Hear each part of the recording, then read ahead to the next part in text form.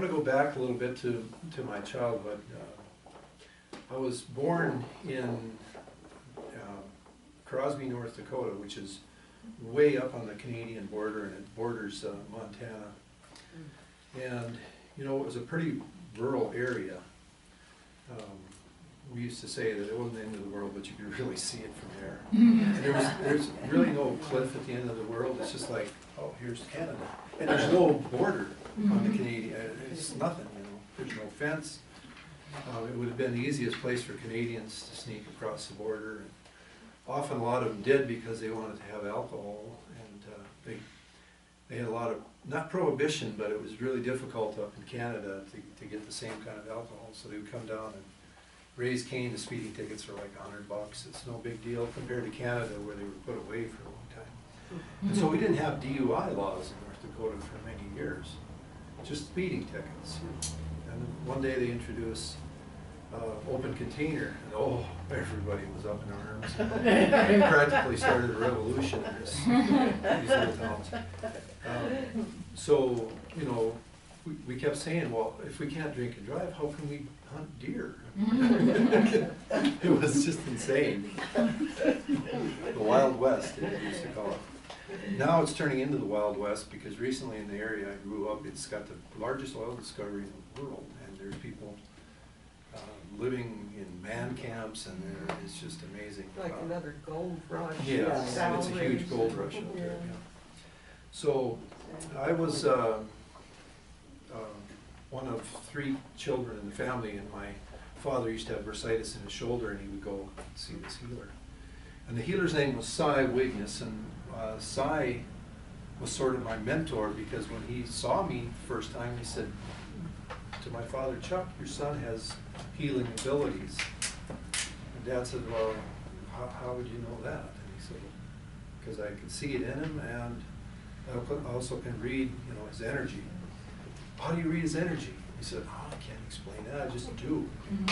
So he asked me if I'd be willing to, you know, do a little test. So he had me sit in a chair, and he put his hand about 6 inches off my knee and said, can you feel my hand?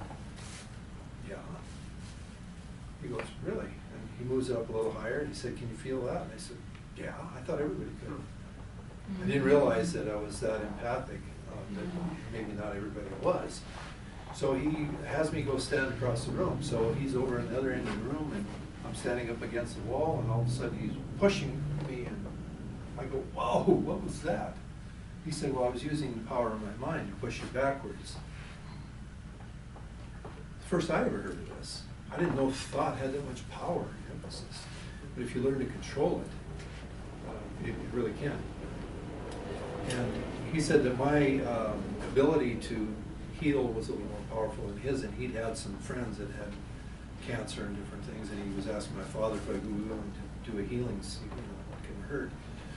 So the first person that came over to see me, I'm only 10 years old, had been given up for dead at the Mayo Clinic, and they told me, you need to go home, get your affairs in order.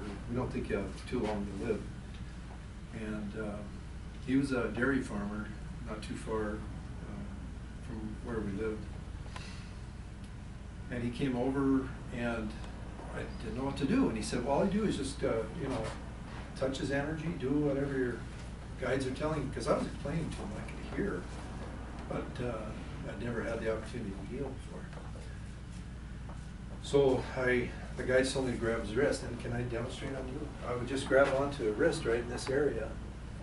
Not on the pulse, but just to the right of it. And they said, this is the most powerful place to connect to somebody's energy. So I grabbed on, and I was telling him, well, he does have cancer, but he doesn't have to die from it, they're telling me. And he can go home and juice carrots, and they were going to send some energy. We were sending the energy, and the guy said, wow, it's getting really warm. This feels strange, like it's going up my arm. You know? And so I said, keep going, keep going. So I worked on him for 15 or 20 minutes. And then the guide said, you need to tell him to go home and juice carrots for the next 3 weeks. And he laughed and said, I don't have that long, so what can I, you know, I'll just do it.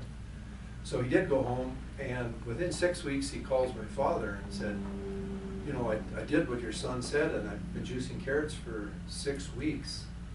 And, you know, I've been feeling really good.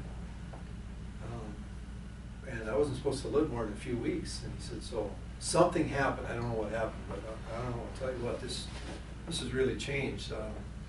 I don't have the night sweats, and he explained all the symptoms that had changed. Well, my father said, well, have you gone back into the doctor? And he said, well, why would I go? I feel great. He said, well, just, you know, to check out. So he goes, well, that's an idea. So in a week or so, my dad gets a call, and he says, well, I went to the doctor, and they can't find a trace of cancer. Wow. So, you know, the case in point is that there's things about healing and energy work that, you know, haven't been proven by medical science, but it doesn't matter, because if we have this ability to do these things, then why not just share these gifts? So for many years, I'd share the gifts with family and friends, but my parents wanted to keep it sort of low key, because this is the woo-woo stuff in a religious community that I grew up in. Yeah.